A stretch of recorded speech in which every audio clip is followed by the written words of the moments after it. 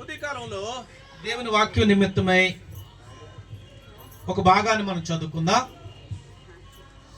ఫిలిప్పీయులకు రాసిన పత్రిక 4వ అధ్యాయము 1వ వచనం నుంచి 7వ వచనం వరకు మార్చి చదువుకుందాం.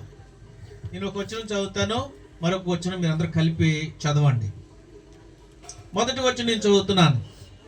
కావున నేను అపేక్షించు నా ప్రియ సహోదరులారా, నా ఆనందమును నా కిరీటమునయ్యున్న నా ప్రియులారా, ఇట్లు ప్రభువునందు స్థిరులయుండుడి.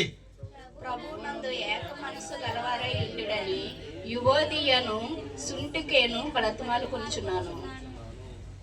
అవును, నిజమైన సహకారి ఆ స్త్రీలు క్లెమేతులోను నా ఇతర సహకారులతోనూ సువార్త పనిలో నాతో కూడా ప్రయాసపడిన వారు గనుక వారిక సహాయము చేయమని నిన్ను వేడుకొనుచున్నాను. వారికి సహాయం చేయమని నేను వేడుకొనుచున్నాను. సహకారుల పేర్లు జీవగ్రంథమందు రాయబడి ఉన్నవి. ఎల్లప్పుడూ ప్రభువునందు ఆనందించుడి, మరలా చెప్పుదును ఆనందించుడి. మీ సహనమును సకల జనులకు తెలియపడనీయుడని ప్రభువు సమీపంగా ఉన్నాడు. దేనిని గురించి చింతపడకుడు గాని ప్రతి విషయములోను ప్రార్థన విజ్ఞాపనముల చేత కృతజ్ఞతాపూర్వకంగా మీ విన్నపములు దేవునికి తెలియజేయుడి. 7వ వచనం అందరూ కలిపి చదువుదాం. అప్పుడు సమస్త జ్ఞానమునకు మించిన దేవుని సమాధానము యేసుక్రీస్తు వలన మీ హృదయములకును మీ తలంపులకును కావలియుండును. దేవుడు తన పరిశుద్ధ వాక్యాన్ని మన కొరకే దీవించును గాక. చిన్న ప్రార్థన చేసుకుందాం. మహాపరిశుద్ధుడు అయిన మా ప్రియ పరలోకపు తండ్రి, నీ పరిశుద్ధ నామమునకు వందనాలు, స్తుతులు, స్తోత్రాలు, కృతజ్ఞతాస్తుతులు చెల్లించుకుంటున్నాం. ఇంతవరకు నీ సన్నిధి మాకు తోడుగుంచి నిన్ను ఆత్మతో సత్యముతో ఆరాధించడానికి సహాయం చేశావు. కీర్తన వాక్య భాగాన్ని కూడా వినడానికి సహాయం చేశావు. ప్రభువా, నీ కొందనాల ప్రారంభ ప్రార్థన మొదలుకొని ఇంతవరకు నీ సన్నిధిని అనుభవించడానికి సహాయం చేసావు. ప్రభువా, నీకు స్తోత్రాలు చెల్లిస్తున్నాం. తండ్రి, సమయంలో తండ్రి నైనా అల్పుడును అయోగ్యుడును ఎన్నికలేని వాడును నన్ను సిలువ చాటును మరుగుపరిచి తండ్రి నాతోను మా అందరితో మీరు మాట్లాడమని ప్రార్థన చేసుకుంటున్నాం. నీ వాక్యము వినగలిగే చెవులను, గ్రహించే హృదయమును మా అందరికీ అనుగ్రహించండి. మహిమ ఘనత ప్రభావాలు మీరొక్కరే పొందుకోమని యేసు ప్రభు నామములో ప్రార్థించి స్తుతించి వేడుకొనుచున్నాము తండ్రి, ఆమేన్. హల్లెలూయా. పిల్లలు, ఇక్కడ మనము ఫిలిప్పీయులకు రాసిన పత్రికలో అపోస్తలుడైన పౌలు సంఘానికి ఉత్తరం రాస్తూ చాలా విషయాలు ఇందులో పొందుపరిచాడు. అయితే ప్రతి వచనాన్ని చదివితే చాలా వర్తమానం ఇందులో మనకు ఉంటుంది. ఇక్కడ తన యొక్క ఉద్దేశాన్ని ఆయన తెలియజేస్తా ఉన్నాడు సంఘానికి. ఇక్కడ మనం మొదటి వచనంలో ఆయన ఏమని చెప్తున్నాడు అంటే, ప్రభువునందు మీరు స్థిరులై ఉండండి. స్థిరులై ఉండండి అంటే యేసు ప్రభువునందు మీరు స్థిరంగా ఉండాలి. గాలికి చెదరగొట్టు పొట్టువలే ఉండకూడదు అని అర్థం. అటు ఇటు మీరు ఒకరోజు ఇక్కడ, ఒకరోజు అక్కడ, ఒకరోజు అక్కడ అన్నట్టుగా ఉండకూడదు. ఒకరోజు భక్తిగా ఉండి ఒకరోజు భక్తిహీనులుగా ఉండకూడదు. ఎప్పుడూ ఒకేలాగా స్థిరంగా మీరు ఉండండి. స్టెబిలిటీ మీ జీవితంలో ఉండాలి. చాలాసార్లు మన హృదయంలో చంచలన బుద్ధి ఉంటుంది. ఒకరోజు మంచిగా ఉంటాం, ఒకరోజు చెడ్డగా ఉంటాం. పరిస్థితులు అలా మనల్ని మార్చేస్తూ ఉంటుంది. కానీ దేవుని వాక్యం మనల్ని స్థిరంగా ఉండేలాగా, విశ్వాసములో ఉండేలాగా నడిపిస్తుంది. మనం దేవునితోనూ దేవుని వాక్యంతోనూ ఉంటే మనం స్థిరంగా ఉండేలాగా ఆ వాక్యం, దేవుని ఆత్మ మనల్ని నడిపిస్తుంది. లేకపోతే ఆదివారం క్రైస్తవులాగానే ఉంటే, అప్పుడప్పుడు మనం ప్రభు సన్నిధిలో కూడుకుంటే, అప్పుడప్పుడు మనం ప్రార్థన చేసుకుంటే, రోజు దేవునితోనూ పరిశుద్ధులతోనూ మనకు సహవాసం లేకపోతే మనము స్థిరంగా దేవుల్లో ఉండలేం. కానీ పౌలు ఆయన చెప్పే మాట ఏంటంటే, నా ఆనందం సంతోషం ఎవరు అంటే మీరే. నా ఆనందం సంతోషం ఎవరు? మీరే. ఈరోజు నేను ఆనందంగా ఉండగలుగుతూ ఉన్నాను అంటే సంతోషంగా ఉండగలుగుతున్నాను అంటే, నాకు ఎన్ని కష్టాలు, శ్రమలు, బాధలు ఉన్నా నేను సంతోషంగా ఉండగలుగుతున్నాను అంటే దానికి కారణం ఎవరు? మీరే. మీరు రక్షించబడ్డారు కాబట్టి, మీరు అన్యాచారాలను విడిచిపెట్టి, మూఢనమ్మకాలను విడిచిపెట్టి, ఈ లోక ఆచారాలను విడిచిపెట్టి నిజదేవుని మీరు నమ్ముకున్నారు కాబట్టే నేను సంతోషంగా ఉండగలుగుతున్నాను. ప్రభు నన్ను వాడుకుంటున్నాడు అని నేను సంతోషిస్తున్నాను. నా ప్రార్థన ద్వారా మీరు దీవించబడుతున్నారు అని నేను సంతోషిస్తున్నాను అని అర్థం వచ్చేలాగా ఆయన ఏమంటున్నాడు? కావున నేను అపేక్షించు నా ప్రియ సహోదరులారా, నా ఆనందమును, నా కిరీటమును అయ్యున్న నా ప్రియులారా, ఇట్లు ప్రభువునందు మీరు స్థిరులై ఉండండి. నా ఆనందం మీరే, నా సంతోషం మీరే అని చెప్పి ఆయన సంఘానికి ఈ ఉత్తరం రాస్తా ఉన్నాడు. అవును, మనము ఎంతో కష్టపడతా ఉంటాం, శ్రమ ఊరుస్తూ ఉంటాం. కొన్నిసార్లు తిని తినక మన ఆరోగ్యాన్ని కూడా చూసుకోకుండా మనము పని చేస్తాం, సంపాదిస్తాం. ఎందుకు అంటే మన పిల్లలకు మంచి భవిష్యత్తు ఇవ్వాలని, మంచి ఎడ్యుకేషన్ వారికి ఇవ్వాలని, మంచి ఆత్మీయులుగా వారిని తీర్చిదిద్దాలని ఎంతో శ్రమ పడతాం, ఎంతో కష్టపడతాం. వాళ్ళు మన కష్టానికి ఫలితంగా మంచిగా వారు చదువుకుని మంచి రిజల్ట్, మంచి మార్కులు వాళ్ళకి వస్తే, వారు మంచిగా ఆత్మీయంగా నడుచుకొని సిడి సహవాసం చేయకుండా ఉంటే, అలాగే వారు మంచి పొజిషన్లో ఉంటే మనం ఎంత సంతోషిస్తాం? సంతోషించమా? చాలా సంతోషిస్తాం. అప్పుడు మన కష్టం మర్చిపోతాం. మన కష్టం ఏం చేస్తాం? మర్చిపోతాం. మనం ఒక రోజు తినకుండా కష్టపడ్డాం, లేక డబ్బులు ఖర్చు పెట్టుకోకుండా మన సుఖాన్ని బంధించుకొని మనము ఇంత కష్టపడి పెట్టుబడి పెట్టి మన పిల్లల్ని పెంచి పోషించి చదివించినందుకు చాలా సంతోషిస్తాం, మన కష్టాన్ని మర్చిపోతాం. అలాగే పౌలు గారు దేవుని కొరకు ఎన్ని నిందలు, హింసలు, బాధలు భరించినప్పటికీ కూడా తన వాక్యం ద్వారా ప్రజలు మార్పు చెందుతూ ఉంటే, తన ప్రార్థన ద్వారా ప్రజలు స్వస్థత పొందుకుంటూ ఉంటే, తను దేవుని చేతిలో బలంగా వాడబడుతూ ఉంటే, దానికి రిజల్ట్గా ప్రజలు తనతో పాటు ప్రభు సేవలో ఉంటూ ఉంటే, తనతో పాటు దేవుని సేవలో ఉంటూ ఉంటే ఆ ఆనందం చెప్పలేం, చెప్పశక్యం కాని ఆనందం. అంతేనా కాదా? దేవుని స్తోత్రం, హల్లెలూయా. కాబట్టి పౌలు గారి యొక్క ఆనందం, సంతోషం మీరే. మీరు స్థిరంగా ఉంటేనే నేను ఆనందించగలుగుతాను. మీరు స్థిరంగా లేదనుకోండి, ఒకరోజు భక్తిగా ఉండి ఒకరోజు భక్తిహీనులుగా ప్రవర్తిస్తే హృదయంలో ఎంత బాధ వస్తుంది? ప్రియ బిడ్డలారా, మనం ఆలోచించాలి. మనం దేవుణ్ణి గాయపరిచేవారుగా ఉండకూడదు, సంతోషపెట్టేవారుగా ఉండాలి. దేవుడు ఎప్పుడు సంతోషిస్తాడు? నిన్ను నన్ను బట్టి. మనం ఆయనకి ఇష్టంగా జీవిస్తేనే కదా సంతోషపడతాడు. మనం ఆయనకి ఇష్టంగా జీవించలేనప్పుడు ఎలా సంతోషపడతాడో ఆయన మనల్ని చూసి. కాబట్టి ప్రియమైన బిడ్డలారా, మనము దేవుని సంతోషపెట్టేవారుగా ఉండాలి.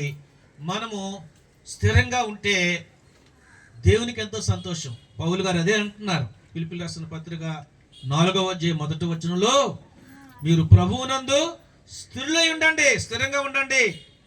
27వ వచనం చదవండి. 1వ అధ్యాయంలో 27వ వచనం చదవండి. నేను వచ్చి మిమ్మల్ని చూచినను రాకపోయినను మీరు ఏ విషయంలోనూ ఎదిరించి వారికి బెదరక అందరూ ఒక్క భావముతో సువార్త విశ్వాస పక్షమున పోరాడుచు ఏక మనసు గలవారై నిలిచి ఉన్నారని నేను మిమ్మల్ని గూర్చి వినులాగున మీరు క్రీస్తు సువార్తకు తగినట్టుగా ప్రవర్తించుడి. క్రీస్తు సువార్తకు తగినట్లుగా మీరు ప్రవర్తించండి. దేవుని వాక్యానికి తగినట్లుగా మీరు ప్రవర్తించండి. యేసు ప్రభు జీవితం ఎలాగైతే ఉందో ఆయన మనకు ఒక మాదిరి. మనము కూడా ఆయన అడుగుజాడల్లో నడుచుకోవాలని, ఆయన పోలికలో మనం నడుచుకోవాలని, ఇంకా మనం సరిచేసుకుంటూ ఆయన పోలికలో మార్చబడాలని దేవుడు ఆశపడతా ఉన్నాడు. మనము స్థిరంగా ఉండాలని, చంచల బుద్ధి మనకు ఉండకూడదు అని దేవుడు ఆశపడతా ఉన్నాడు. పౌలు గారు కూడా అదే సంఘానికి చెప్తా ఉన్నాడు, నేను ఉన్నా లేకపోయినా మీరు ఒకేలాగా ఉండాలి. కొన్నిసార్లు పెద్దలు ఉంటే ఒకలా ఉంటారు పిల్లలు, పెద్దలు ఇంట్లో లేకపోతే పిల్లలు మరోలా ఉంటారు. దేవుని బిడ్డలు సేవకుడు ఉంటే ఒకలా ఉంటారు, సేవకులు లేకపోతే మరోలాగా నడుచుకుంటూ ఉంటారు, జీవిస్తూ ఉంటారు. అది మనకు తగదు.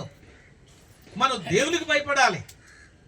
దేవునికి భయపడిన వారం అయితే మనుషులు ఉన్నా లేకపోయినా ఒకేలాగా మనము నడుచుకోవడానికి ఇష్టపడతాం. అలాగే దేవుని పనులు కలిసి పనిచేయడానికి ఇష్టపడతాం. దేవుని పనులు కలిసి పనిచేయడానికి, దేవుని యొక్క సువార్త పనిలో మనము ఎవరు ఎన్ని మాటలు చెప్పినా, ఎన్ని ఆటంకాలు తీసుకొచ్చినా మనం ఏం చేస్తామంటే సువార్త విశ్వాస పక్షంగా మనము పోరాడతాం. క్రీస్తు పక్షంగా మనం ఈ లోకంలో పోరాడతాం, నిలబడతాం. సత్యం పక్షంగా మనము నిలబడతాం. అలాగున నిలిచి ఉన్నారని నేను మిమ్మల్ని గూర్చి నేను వినాలి. వింటే అప్పుడు నాకెంత సంతోషం. మీరు ఎలా జీవిస్తున్నారో? ఆటంకాలు వస్తే దేవుని నుంచి తొలిపోతున్నారా? శ్రమలు, ఇరుకులు, బాధలు వస్తే దేవుని పక్కన పెడుతున్నారా? ప్రియ దేవుని బిడ్డలారా, ఆలోచించాలి.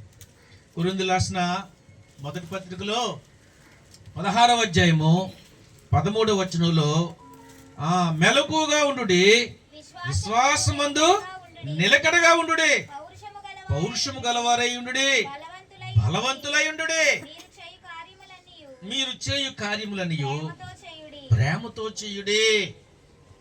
ప్రియ దేవుని బిడ్డలారా, మీరు మెలకుగా ఉండాలి.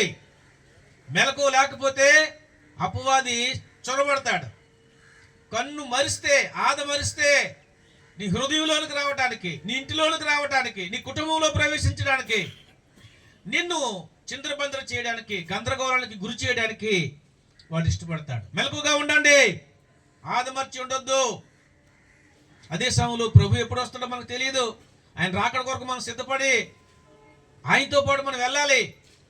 మనం ఇక్కడ మెలకు లేకపోతే, అశ్రద్ధతో ఉంటే, పర్వాలేదులే అనుకుంటే, స్థిరంగా లేకపోతే, మన ఇష్టానుసారంగా మనం జీవిస్తే ఆ కడబోర ఇప్పుడు వినబడుతుందో అప్పుడు మనము పైకి వెళ్ళలేం. ఆయన స్వరాన్ని మనం వినలేం. గందరగోళంలో ఏకాగ్రత కలిగి మనము సిద్ధపాటుతో ఉంటే తప్ప ఆయన స్వరాన్ని మనం వినలేం. ఆయన స్వరం ఎవరైతే వింటారో వారే ఆ కడబోర వినబడేసరికి సిద్ధంగా ఉండి పైకి ఎత్తబడతారు. లేకపోతే మనం పైకి ఎత్తబడలేం.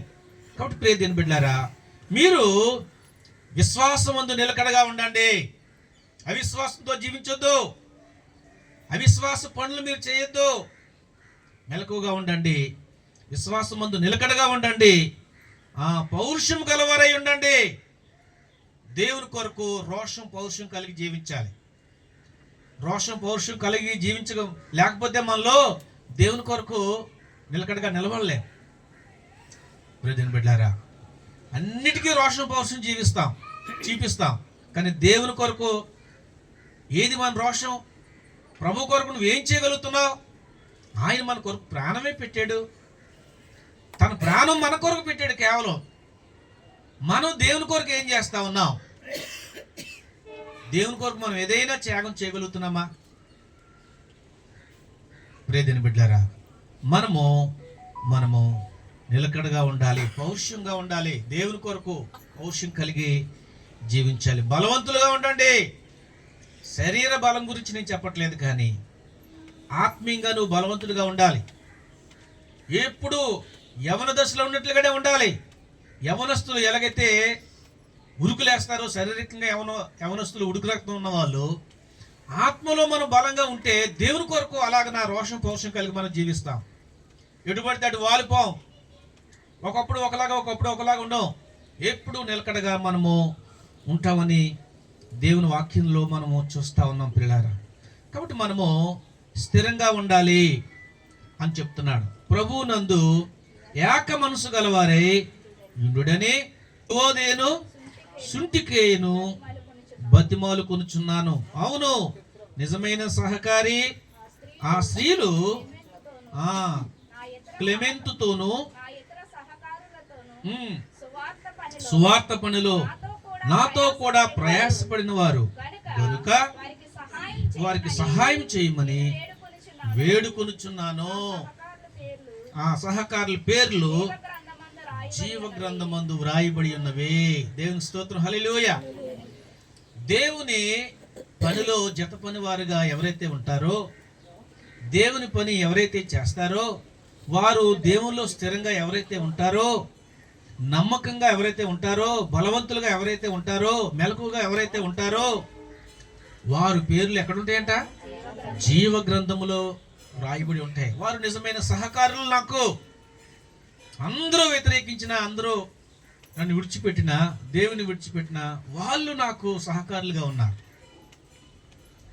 కాబట్టి ప్రియ దేవుని బిడ్డలారా, మనము అలాగనే ఉండాలి. మన పేరు జీవ గ్రంథములో రాయబడి ఉండాలి. ఎవరి పేరు జీవ గ్రంథములో రాయబడినట్లు కనబడలేదు, వారు రెండో మరణానికి ఆహుతైపోతారు కదా. మనం ఈ లోకంలో మన పేరు రేషన్ కార్డులో ఉంటేనే మనకి రేషన్ ఇస్తారు. లేకపోతే ఎవరు మన సచివాలయానికి రమ్మని ఫోన్ చేశారు, వెళ్ళాను. వెళ్తే నా ముందు ఇంకొక ఆవిడ ఉంది, తన భర్త చనిపోయాడంట. రేషన్ కార్డు నుంచి తీసేసి ఆ తర్వాత ఆ భర్త యొక్క పెన్షన్ నాకు కావాలని అప్లై చేస్తుంది. అప్లై చేస్తే రేషన్ కార్డు తీసుకున్నాడు, చూసాడు, చెక్ చేస్తున్నాడు. ఆయన చెక్ చేస్తే ఈవిడ రేషన్ కార్డులోని ఈవిడ వీళ్ళత్త ఒక కుర్రోడి పేరు ఉంది. వాళ్ళ ఆయన రేషన్ కార్డు ఇమ్మంటే వాళ్ళ ఆయన రేషన్ కార్డు ఇస్తే వాళ్ళ ఆయన రేషన్ కార్డులో వాళ్ళ ఆయన ఒక కుర్రోడి పేరు ఉంది. రెండు రేషన్ కార్డులు అన్నమాట. ఒకే రేషన్ కార్డులో అందరూ లేరు. ఇప్పుడు వాళ్ళ ఆయన చనిపోయాడు, ఇక రేషన్ కార్డులో పేరు తొలగిస్తే ఒక పేరే ఉంటుంది. ఇప్పుడు ఆ ఆయన ఫంక్షన్ ఈవిడ రావాలి, రాదంటున్నాడు ఆయన. ఒకే రేషన్ కార్డులో ఉంటే అప్పుడు ఆ పేరును తొలగించి మీ పేరు ఎక్కించి ఆయన ఫంక్షన్ మీకు వస్తుంది. ఈజీ, ప్రయాసపడిన అవసరం లేదు. ఇప్పుడు కొత్తగా మీకు నీ పేరు ఇందులో యాడ్ చేయాలన్నా ఒక పేరు రేషన్ కార్డులో తీసేయాలంటే నువ్వు బ్రతుకుంటానికి తీసేయడానికి కావదు. ఆ రూల్ పెట్టలేదు గవర్నమెంట్ అంటున్నారు. కాబట్టి దీని బిడ్డారా, ఇక్కడ నేను చెప్పేది ఏంటంటే, నేను ఎందుకు ఈ మాట చెప్తున్నానంటే, ఇక్కడ మన రేషన్ కార్డులో మన పేరు లేకపోతేనే రేషన్ ఎవరు, ఓటర్ ఐడెంటిటీ కార్డులో నీ పేరు లేకపోతేనే ఓటు అయినవరు. నేను ఈ ఊళ్ళో పుట్టానండి, అందరిని అడగానండి, నేను ఎన్నో సంవత్సరాల నుంచి ఉంటున్నానండి, మా ఇల్లు ఇక్కడే, ఎన్ని చెప్పు, నువ్వు ఓటు వేయినమాట. నేను ఓటర్ లిస్టులో ఓటర్ ఐడెంటిటీ కార్డులో నీ పేరుంటేనే అక్కడ నువ్వు అర్హుడివి, అర్హురాలివి. లేక రేషన్ కార్డులో నీ పేరుంటేనే నువ్వు రేషన్ తీసుకోగలుగుతావు, లేకపోతే తీసుకోలేవు. మరి ఈ భూలోకంలోనే, ఈ చట్టంలోనే ఎంత రూల్స్ అండ్ రెగ్యులేషన్స్ ఉంటే, మరి పరలోకం వెళ్ళాలంటే ఆ జీవగ్రంథంలో మన పేరు లేకపోతే మన పరలోకం రానిస్తాడా దేవుడు? రానివాడు కదా. ఎవరి పేర్లు జీవగ్రంథంలో రాయబడ్డాయి? ఈ సహకారుల పేర్లు జీవగ్రంథంలో రాయబడ్డాయి. ఎవరైతే యేసుక్రీస్తు రక్తంలో కడగబడతారో, ఎవరైతే యేసు ప్రభు దేవుడని నోటితో ఒప్పుకుంటారో, హృదయం మంది విశ్వసిస్తారో, ఆయన చనిపోయి సమాధి చేయబడి తిరిగి లేచాడని నమ్ముతారు, ఆయన ఈ భూలోకాన్ని విడిచిపెట్టి మన్నా జయించి పరలోకానికి వెళ్ళి తండ్రి కుడి పార్శ్వమున విజ్ఞాపన చేస్తున్నాడని నమ్ముతారు, మరలా తిరిగి ఆయన రానయ్య ఉన్నాడని నమ్ముతారు, వారి పేరు జీవగ్రంథంలో వ్రాయబడి ఉంటుంది. ఎవరు మారు మనసు పొందుతారు? మారు మనసు పొందడం అంటే దేవుని వైపు తిరగటం. దేవుని వైపు తిరగక ముందు మనం లోకం వైపు ఉండేవారం. ఈ లోకాధికారి ఏం చెప్తే అది చేసేవారు. చెడుగులకి, పాపానికి ఆకర్షించబడి లోకంలో ఉండేవారు. ఇప్పుడు దేవుని వైపు తిరగడం అంటే ఆ లోకాన్ని, పాపాన్ని విడిచిపెట్టి నిజదేవుని తెలుసుకొని నమ్ముకొని మన పాపాలు ఒప్పుకొని విడిచిపెట్టిన తర్వాత నూతన జీవితాన్ని జీవించడం. మనము నూతన జీవితాన్ని జీవిస్తున్నప్పుడు, సంఘంలో చేర్చబడినప్పుడు మన పేరు జీవగ్రంథంలో రాయబడుతుంది. నువ్వు దేవుని బిడ్డవు, నువ్వు ఈ సంఘానికి సంబంధించిన వారు, అంటే సార్వత్రిక సంఘం, క్రీస్తు సంఘంలో మనము సభ్యులం. అప్పుడు జీవగ్రంథంలో మన పేరు ఉంటుంది కాబట్టి మనము పరలోకానికి అర్హులు. కాబట్టి ప్రియ దేవుని బిడ్డలారా, మన పేరు జీవగ్రంథంలో వ్రాయబడి ఉండాలి. 4వ వచనం అంటున్నాడు, ఎల్లప్పుడూ ప్రభువునందు ఆనందించండి. మరలా చెప్పుచున్నాను, ఆనందించండి. మనము ఎప్పుడు కూడా ఆనందంగా ఉండాలి, సంతోషంగా ఉండాలి. సాధ్యమా?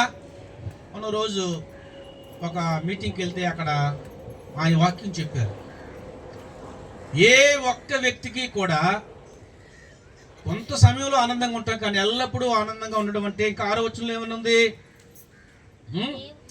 దేనిని గూర్చియో చింతపడకుడి గాని ప్రతి విషయములోనూ ప్రార్థన విజ్ఞాపనల చేత కృతజ్ఞతాపూర్వకముగా మీ విన్నపములను దేవునికి తెలియజేయుడి.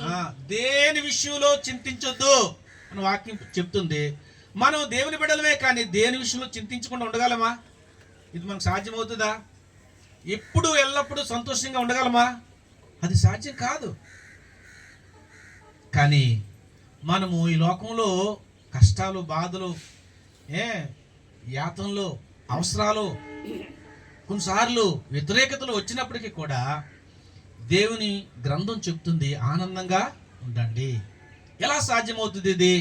ఎట్లా మనం ఆనందంగా ఉండగలము ప్రభువులో అని మనం ఆలోచిస్తే, రక్షణ పొందితే ఆ రక్షణను బట్టి మనం సంతోషంగా ఆనందంగా ఉండగలం.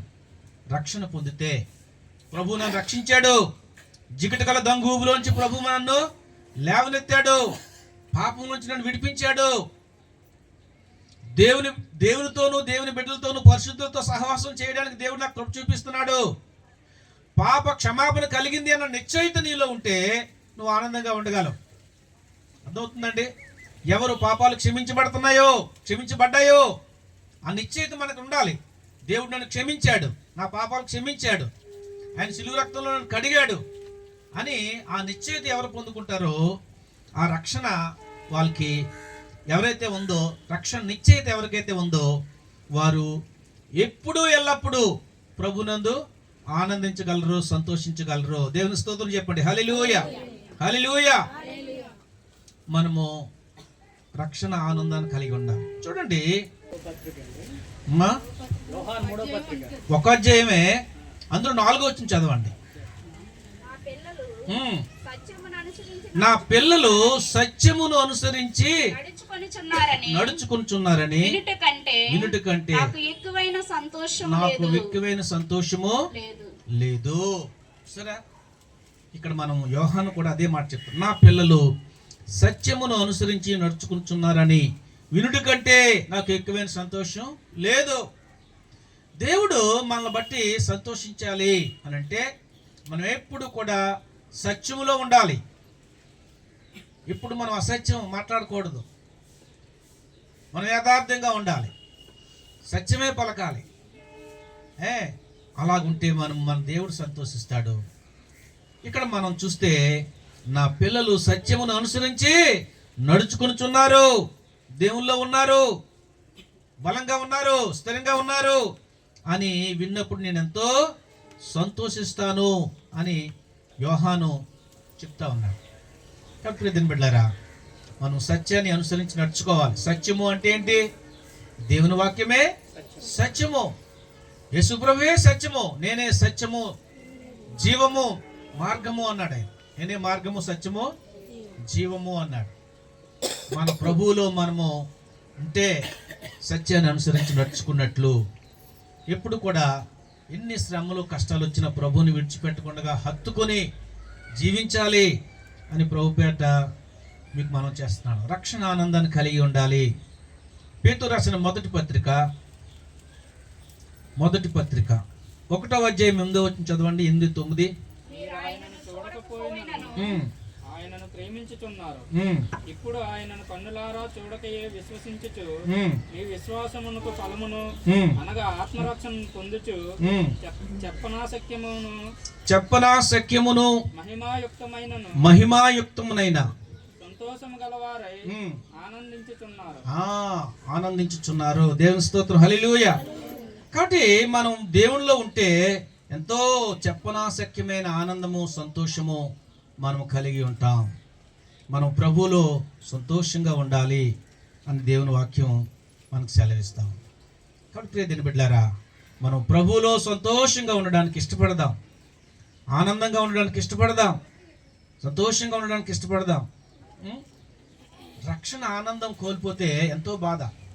అందుకే దావీదు అంటాడు, తన పాపంలో పడిపోయినప్పుడు, ఆ రక్షణానందం కోల్పోయినప్పుడు 51వ కీర్తనలో చాలా పశ్చాత్తాపడి రోధించి ప్రార్థన చేస్తాడు.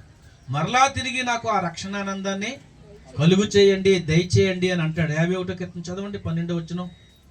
ఈ రక్షణ ఆనందము నాకు మరలా పుట్టించుము. ఈ రక్షణ ఆనందము నాకు మరలా పుట్టించుము.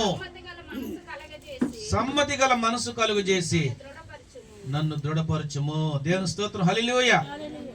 ఆయన అంటున్నాడు, ఈ రక్షణ ఆనందాన్ని నాకు మరలా కలుగు చేయము. ప్రియమైన బిడ్డలారా, దేవుడు కొన్నిసార్లు మనం రక్షణని కోల్పోయి లేక దేవునికి దూరం అయిపోయినా దాన్ని మనం పొందుకోవాలి. రక్షణలో ఉంటే మనం ఎప్పుడు సంతోషిస్తాం. రక్షణలో లేకపోతే ఆయన మహారాజు కావచ్చు, గొప్ప డబ్బు ఉంది, గొప్ప ఐశ్వర్యం ఉంది, కానీ ఆయనకి ఏం లేదు, ఆ రక్షణానందం లేదు, కోల్పోయాడు. మరలా తిరిగి కోల్పోయిన ఆ రక్షణానందం నాకు దయచేయమని ప్రార్థన చేస్తున్నాడు, కన్నీరు కారుస్తున్నాడు. దేవుని బిడ్డలుగా మనము ఎప్పుడు సంతోషంగా ఎల్లప్పుడూ ఉండగలం అంటే రక్షణలో ఉంటున్నప్పుడే మనం సంతోషంగా ఉండగలం. రక్షణలో లేకపోతే మనం సంతోషంగా ఉండలేము అనే విషయాన్ని ప్రభుపేట మీకు తెలియజేస్తా ఉన్నాను. రెండవది, ఎప్పుడు సంతోషంగా ఉండగలము అంటే అన్నీ బాగా జరుగుతున్నప్పుడు సంతోషంగా ఉండగలం. కానీ కష్టాల్లో, శ్రమల్లో, బాధల్లో సంతోషంగా ఉండగలమా? ఉండలేము. కానీ మనము దేవుని బిడ్డలమైన మనము కష్టంలో కూడా సంతోషంగా ఉండాలి. హెబ్రీయులకు రాసిన పత్రిక 10వ అధ్యాయము 34వ వచనం చదవండి. ఏలయనగా ఉమ్, మీరు ఉమ్, ఖైదీలో ఉన్నవారిని ఉమ్, కరుణించి ఉమ్, మీకు ఉమ్, మరి శ్రేష్టమైనదియు ఉమ్, స్థిరమైనదియునై స్వాస్థ్యం ఉన్నదని ఎరిగి మీ ఆస్తి కోల్పోవుటకు సంతోషముగా ఒప్పుకుంటిరి. చాలు. ఇక్కడ మనము 30 నుంచి కూడా చదివితే అక్కడ చూడండి, పగ తీర్చుట నా పని, నేనే ప్రతిఫలమిత్తుననియు, మరియు ప్రభువు తన ప్రజలకు తీర్పు తీర్చును అనియు చెప్పిన దానిని ఎరుగుదుము కదా.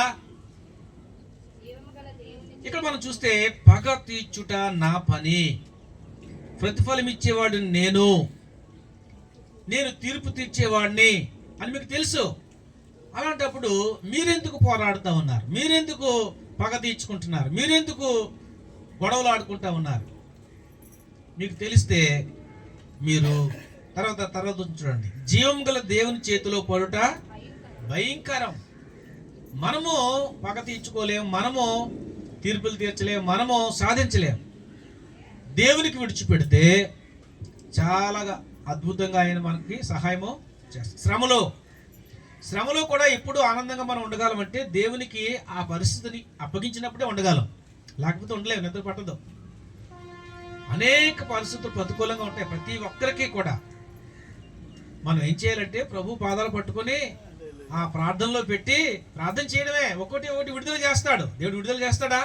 చేస్తాడు తప్పనిసరిగా. పోయిన నెలలో, జనవరి నెలలో 3 రోజులు ఉపవాస ప్రార్థన పెట్టాం.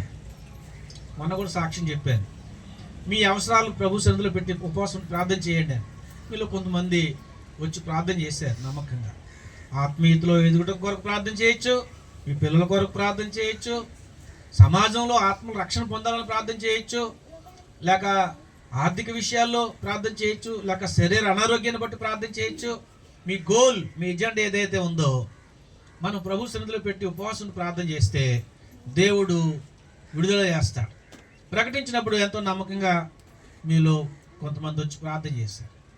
మీరందరూ చెప్పగలరు, సాక్ష్యం చెప్పమంటే నిజంగానే దేవుడు రిజల్ట్ ఇచ్చాడండి అని. నేను మొన్న సాక్ష్యం చెప్పాను. మా యశ్ కుమార్ గారు ప్రార్థనలు పెడితే ఆడే ఫోన్ చేసి చెప్పాడు. ప్రార్థన చేసిన తర్వాత డాడీ వాళ్ళు ఫోన్ చేశారు, ఎంటెక్ విషయంలో అది ముందుకు ప్రాసెస్ జరుగుతుంది, కదిలింది, నాకు నమ్మకం ఉంది సర్టిఫికేట్ వస్తుందని అని.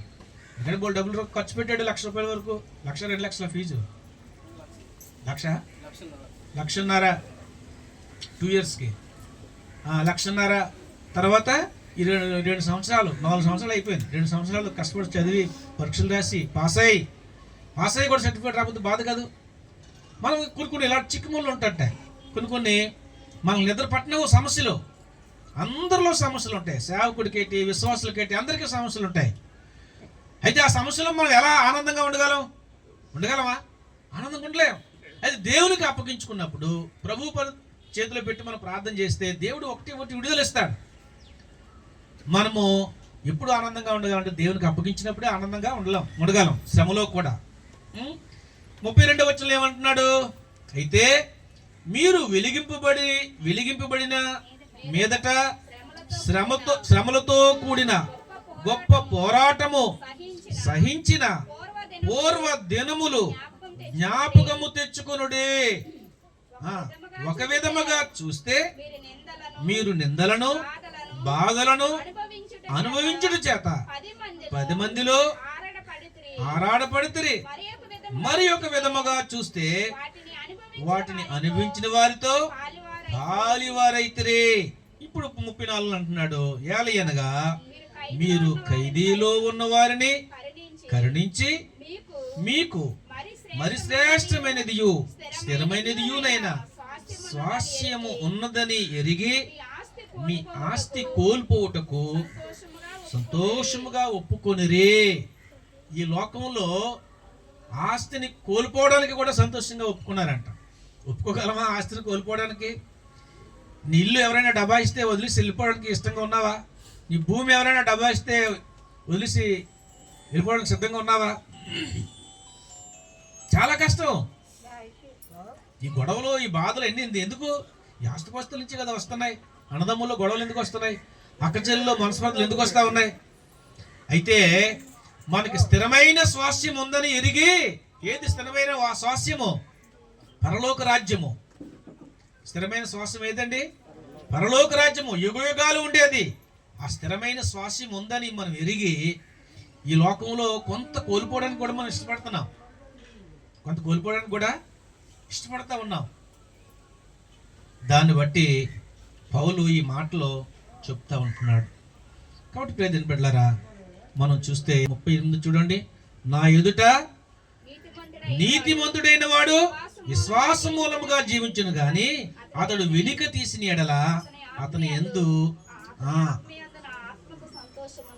యందు నా ఆత్మకు సంతోషము ఉండదు. కాబట్టి ప్రియమైన బిడ్డలారా, నా ఎదుట నీతిమంతుడైన వాడు విశ్వాసం మూలముగా జీవించును. ఒకవేళ వెనుక తీస్తే, ఆ విశ్వాసాన్ని పక్కన పెడితే, నువ్వెంత నేనెంత అంటే దేవుని ఆత్మకు, మన ఆత్మ యందు సంతోషం దేవునికి ఉండదు. కాబట్టి ప్రియమైన బిడ్డలారా, మనము శ్రమలో కూడా సంతోషంగా ఉండాలి. శ్రమలో కూడా ఎప్పుడు సంతోషంగా ఉండగలము? మత్తయి సువార్త చూడండి. మత్తయి సువార్త 5వ అధ్యాయము 10వ వచనం చదవండి. ధన్యులు పరలోక రాజ్యము వారిది.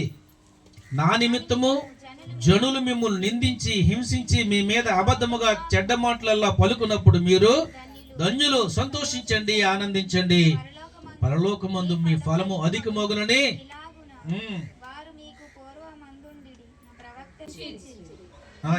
ప్రవక్తను హింసించిరి. దేవుని స్తోత్రం, హల్లెలూయా.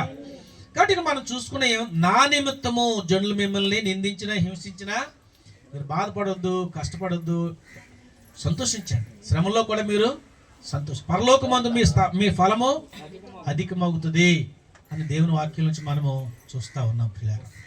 కాబట్టి దీని బిడ్డలారా, మనం ఆనందించాలి, సంతోషించాలి ప్రభువులో. శ్రమలో కూడా దేవుని బిడ్డలు మాత్రమే సంతోషించగలం. ఒకటి, రక్షణ ఆనందాన్ని బట్టి, రక్షణను బట్టి, లోకంలోంచి మనం పాప క్షమాపణ పొంది రక్షణ బట్టి ప్రభువులో ఉన్నదాన్ని బట్టి సంతోషించగలం. రెండవది, శ్రమలో కూడా దేవుని బిడ్డలు సంతోషించగలరు. మూడవదిగా, దేవుని యొక్క పనిలో కూడా మనము సంతోషంగా ఉండాలి. దేవుని పని చేస్తున్నందుకు మనం ఆనందించాలి. కొన్నిసార్లు దేవుని పనికి వెళ్తే కొంచెం కష్టం అవుతుంది. ఎందుకంటే మనం ఆ రోజు వేతనం పోతుంది, కూలిపోతుంది, ఆ వ్యాపారం, ఉద్యోగం, డబ్బులు రావు, మన డబ్బులు ఎక్స్ట్రా ఖర్చు అవుతుంది. సువార్తకు వెళ్ళి ఆ రోజంతా ఉండి మనము ఆ దేవుని పనిలో కూడా మనం ఏం చేయాలి? సంతోషించాలి. దేవుని పని కొరకు కూడా మనం సంతోషించాలి. దేవుని పని చేసినందుకు మనం సంతోషించాలి. కీర్తన 16 11 చదవండి. కీర్తన 16వ అధ్యాయం 11వ వచనం. ఆ జీవమార్గమును జీవ మార్గమును నీవు నాకు తెలియజేసెదవు. తెలియజేసేదువు సన్నిధిని నీ సన్నిధిని సంపూర్ణ సంతోషము కలదు. సంపూర్ణ సంతోషము కలదు. నీ కుడి చేతిలో నీ కుడి చేతిలో సుఖములు నిత్యము సుఖములు కలవు. దేవుని స్తోత్రం చెప్పండి. హల్లెలూయా.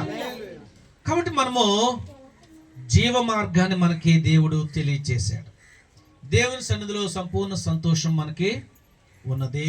దేవుని పనిలో, దేవుని సన్నిధిలోనే మనకి సంపూర్ణ సంతోషం మనకి ఉన్నది.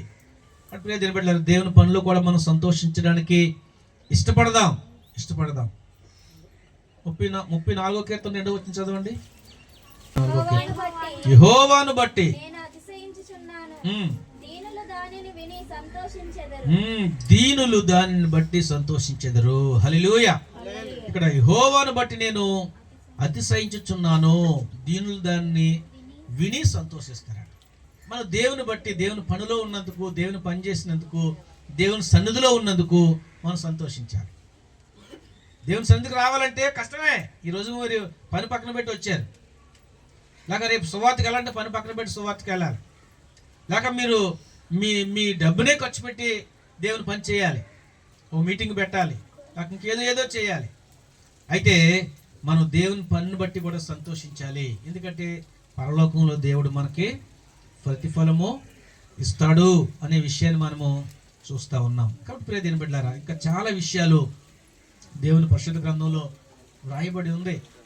మనము రక్షణను బట్టి సంతోషించాలి, శ్రమలో కూడా సంతోషించాలి, అలాగే దేవుని పనిలో మనము సంతోషించేవారుగా ఉందాం. ఆఖరిగా యెషయా గ్రంథం చూడండి. యెషయా గ్రంథం 57వ అధ్యాయం 6వ వచనం చదవండి.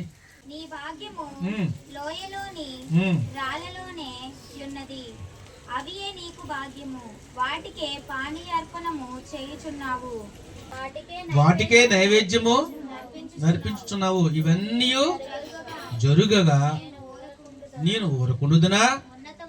ఉన్నతమైన మహాపర్వతం మీద నీ పరుపు వేసుకుంటివి, బలి అర్పించుటకు అక్కడికే ఎక్కితివి. తలుపులు వెనుక, ద్వార బంధముల వెనుక నీ జ్ఞాపక సహనము ఉంచితివి. ఇంకా ఇలా కిందకి చదివితే ఇక్కడ మనం చూస్తే చాలా మంది దేవునికి పక్కన పెట్టి విగ్రహారాధన చేస్తూ ఉన్నారు. దాన్ని బట్టి ఎంతో సంతోషిస్తూ ఉన్నారు, ఆనందిస్తూ ఉన్నారు లోకం. ప్రియదేవుని బిడ్డలారా, దేవుని మహిమను విగ్రహాలకు చెందనిచ్చేవాడు కాదు. ఈరోజు ఉదయకాలంలో మేము డివోషన్లో చదువుకున్నాం. మెల్కీషెదెకు గురించి చదువుకుని అబ్రహాం గురించి చదువుకున్నాం. ఓ రోజు ఎప్పుడో మా నాన్నగారికి మా పెదనాన్న, అంటే మా అమ్మ కంటే పెద్ద ఆవిడ భర్త, పెదనాన్న అంటే మా నాన్న అన్నదమ్ముడు కాదు, వాళ్ళు తోడలుడు. సరే, వీళ్ళు ప్రభు నమ్ముకున్న తర్వాత పల్లెటూరు నుంచి ఇక్కడ వైజాగ్లో వచ్చారు. వాళ్ళు వైజాగ్లో కైలాసపురం క్వార్టర్స్లో ఉండేవారు, వాళ్ళు పోర్ట్లో పనిచేసేవాడు. వెళ్తే అన్నాడంట, ప్రభు నమ్ముకుని అక్కడికి వెళ్ళి ఏరా వచ్చారంటే మీటింగ్కి వచ్చామంటే, మీటింగ్కి వచ్చారా అంటే ఒక మాట అన్నాడంట. ఏం మాట అన్నాడంటే, తల్లిదండ్రులు లేని దేవుడినా మీరు నమ్ముకున్నారు అన్నాడంట. ఏమన్నాడంట? తల్లిదండ్రులు లేని దేవుడినా మీరు నమ్ముకున్నారు అనేసరికి ఏమన్నా అన్నాడికి పెద్దోడు, కానీ ఏమనలేదు. కోపం వచ్చింది, బాధపడ్డాను అని చెప్పేసి చాలా డిసప్పాయింట్ అయిపోయాం. ఇంకా అలా అనేసరికి నేనైతే దేవుళ్ళు అప్పుడప్పుడే దేవుని దగ్గరికి వస్తున్నాను, దేవుని విడిచిపెట్టి మళ్ళీ మామూలుగా పూజలు చేసుకుందాం అనిపించింది. కానీ మీ అమ్మ బలంగా ఉంది, ఆవిడ నన్ను బలపరిచింది, ఏం బాధపడకండి, ఆడికి ఏదో మూడింది అందుకు అలా అంటున్నాడు, మీరేం బాధపడకండి అని అన్నదే. అప్పుడు మళ్ళా నేను నిలదొక్కున్నాను అని చెప్పేసి అన్నాడు. అప్పుడు నేను ఇప్పుడు ఆ ఉదయకాలం ఆ మాట చెప్పేసరికి నేను వాక్యం చెప్పించాను. మెల్కీషెదెకు గురించి ఆ వాక్యం తీర్చి చూపించినప్పుడు అప్పుడు ఆయనకు క్లారిటీ వచ్చింది. మెల్కీషెదెకు వాళ్ళ తల్లిదండ్రుల వంశం ఏమి లేదు, కానీ యేసుప్రభుకు ఉంది. తల్లి ఉంది, తండ్రి ఎవరు? పరలోకపు తండ్రి. అలాగే వంశం ఉంది, ఆయన యోధా వంశంలో జన్మించాడు.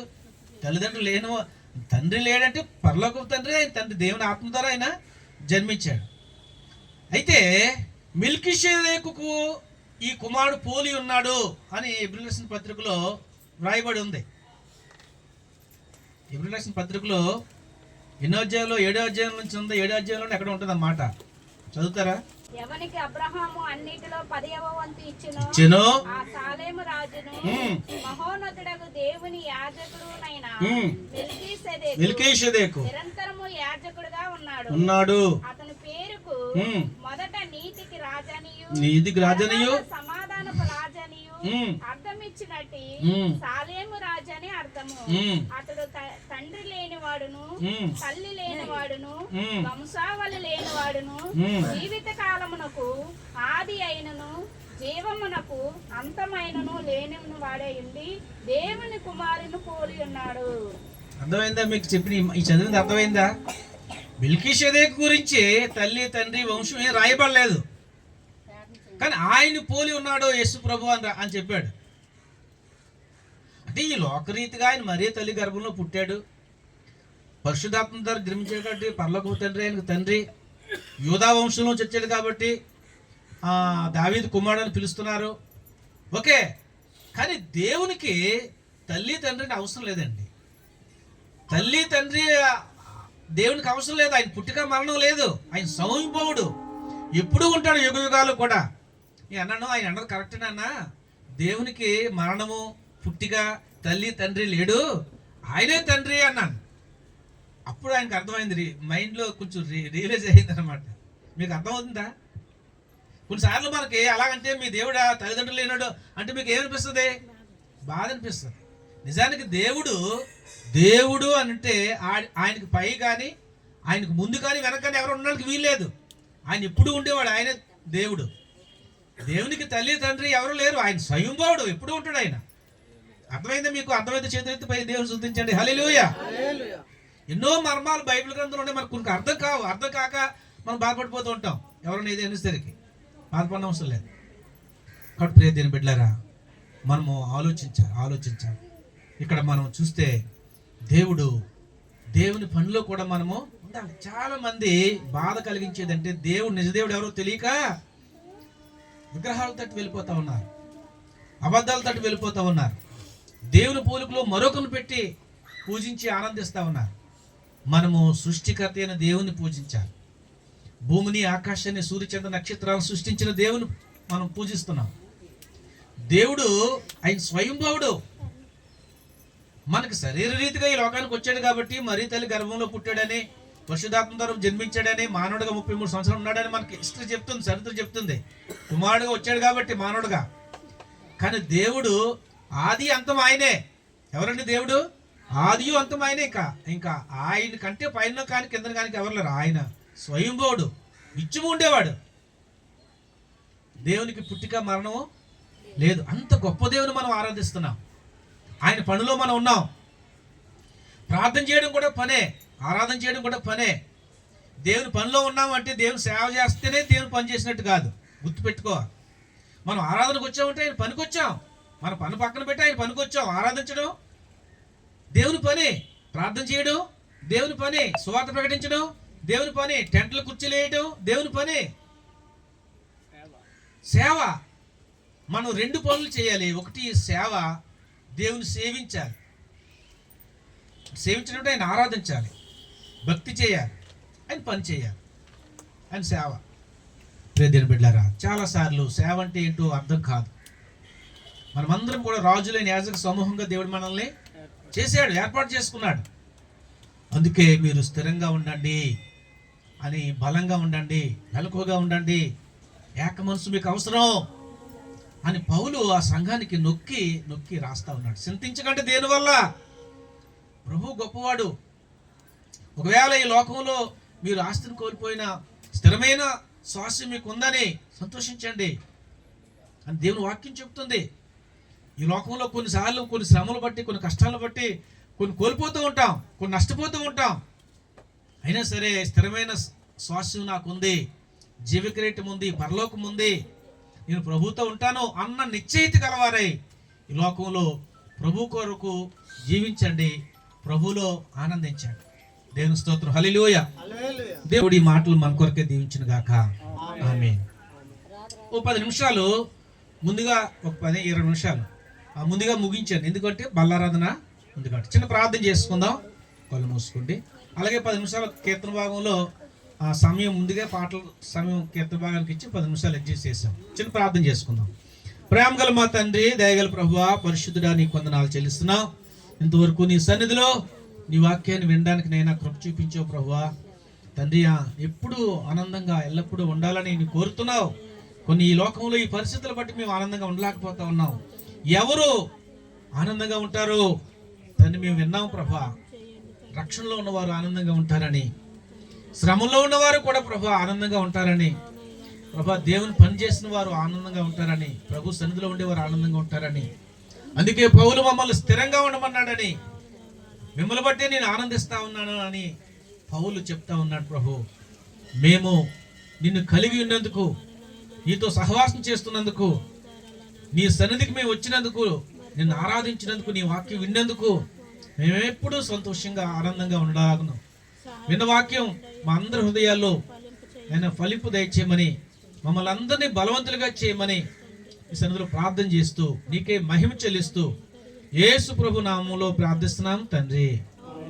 ఆమేన్.